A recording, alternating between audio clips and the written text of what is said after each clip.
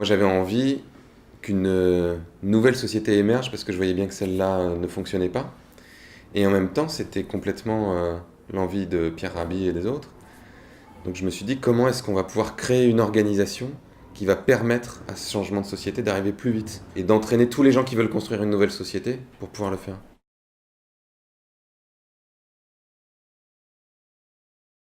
On a construit petit à petit cette organisation donc qui au départ s'appelait Mouvement pour la Terre et l'Humanisme et qui maintenant s'appelle Colibri.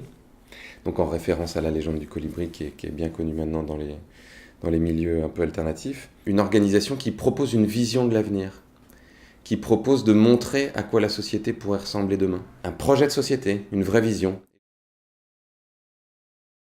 On a développé une activité autour de montrer des solutions, montrer un nouveau projet de société par les livres. Donc c'est ces livres-là, la collection Domaine du possible qu'on a fait chez Actes Sud, le magazine Kaizen, des films.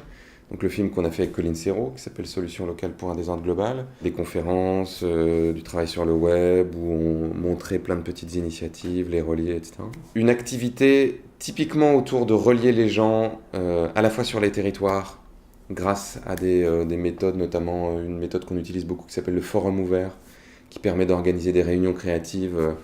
On peut être de 5 personnes à 2000 personnes, et ça permet à des gens qui ont un intérêt commun ou un problème commun de se rencontrer, de discuter et d'imaginer des solutions.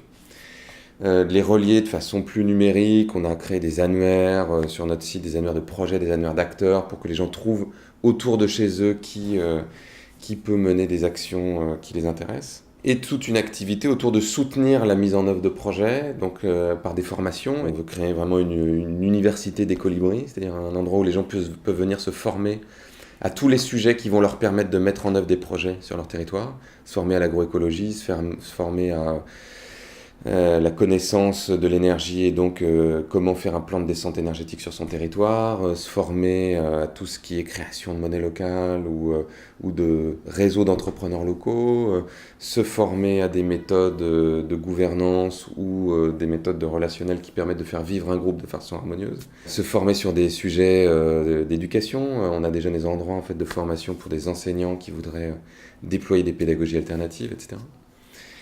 On a créé des modes d'emploi, donc on a vraiment créé des fiches et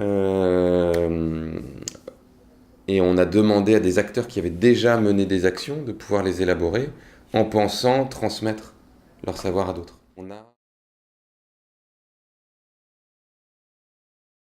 Chamengo.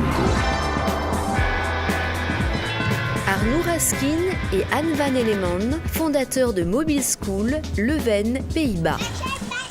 60 millions d'enfants dans le monde sont livrés à eux-mêmes. Impossible pour eux d'envisager l'école quand ils survivent comme ils peuvent. En 1996, cet étudiant en design industriel se dit alors que si un enfant ne peut pas aller à l'école doit venir à lui. Son projet de fin d'études est alors tout trouvé. J'ai commencé à réfléchir. Comment construire une école mobile, une école sur roues qui pourrait tendre la main à ses enfants et leur offrir dans les rues une éducation non conventionnelle. La première école mobile fait ses premiers pas au Guatemala et en Bolivie.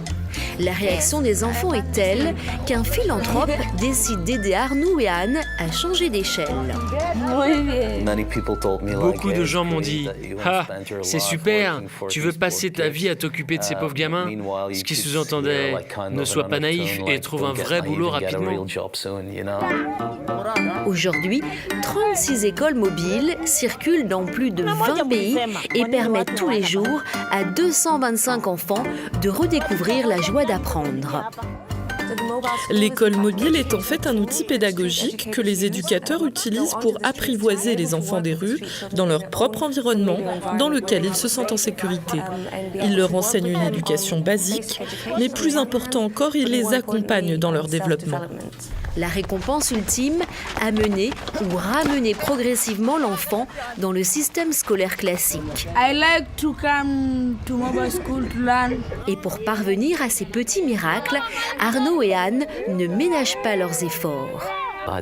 Je pense que le plus grand risque, c'est de se consumer entièrement parce qu'on est passionné par ce que l'on fait. Parce que vous savez, je veux vraiment changer le monde. Alors, prêt à le changer avec ces jeunes passionnés? Participez à l'aventure de nos pionniers.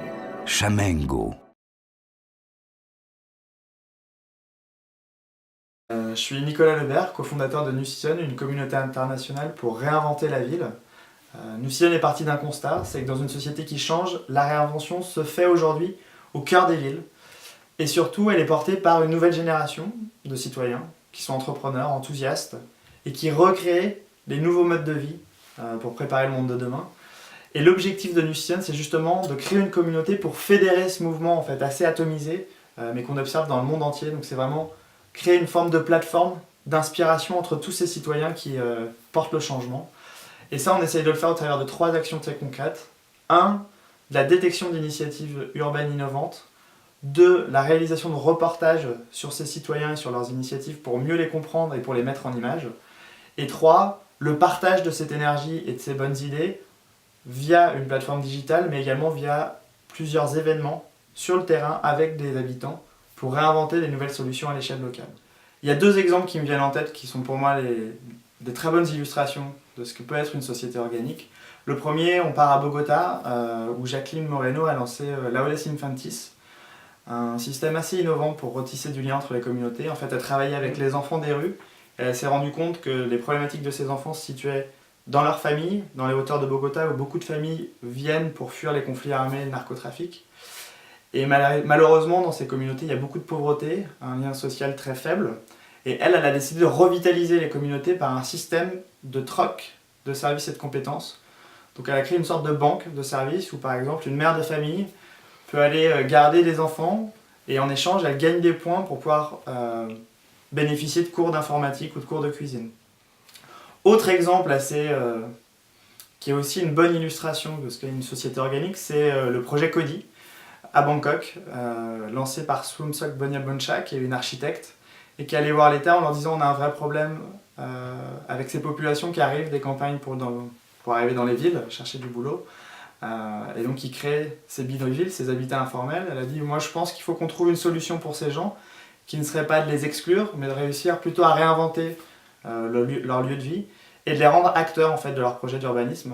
Donc elle a lancé tout un programme avec des architectes, avec des urbanistes, mais qui n'ont pas un rôle de définir l'intégralité du projet d'urbanisme, mais plutôt d'aider les gens à prendre leurs propres décisions. Et donc ce sont les habitants qui deviennent les acteurs, qui dessinent comment va être leur quartier, quelle maison, quelle rue, pourquoi faire. Selon moi, il y a 2 dimensions vraiment essentielles pour la société organique. La première, c'est ce mouvement citoyen, d'autogestion un petit peu, où le citoyen, par ses idées, par ses initiatives, est capable de recréer son environnement de vie et d'apporter des vraies solutions innovantes à son quotidien. Et la seconde, c'est ce vers quoi on tend, c'est une collaboration en fait, entre ce mouvement citoyen et des acteurs plus traditionnels, comme les acteurs politiques ou les acteurs économiques, qui vont également créer une forme de dynamique collective où ce triptyque va inventer les modèles de demain.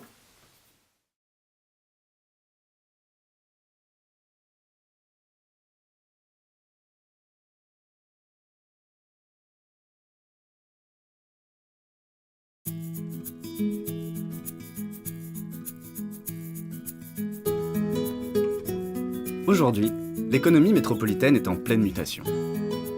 Nous travaillons et nous consommons différemment. Alors, comment concilier adaptation et performance ?